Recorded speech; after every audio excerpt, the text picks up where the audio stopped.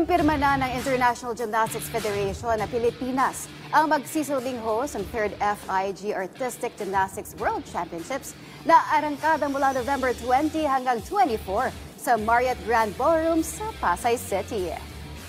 Sa inilabas na pahayag ng FIG Executive Committee sa pangunguna ng kanilang Pangulo na si Morinari Watanabe, sinabi nilang malugod sila na ibigay sa Gymnastics Association of the Philippines ang hosting ng prestigyosong gymnastics competition.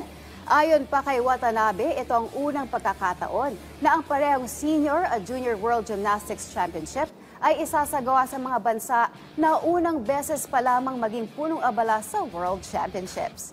Nagpasalamat naman si GAP President Cynthia Carrion sa tiwalang binigay sa kanila ng FIG at ipinangako na gagawin nila ang lahat para maging world class at matagumpay ang gymnastics meet.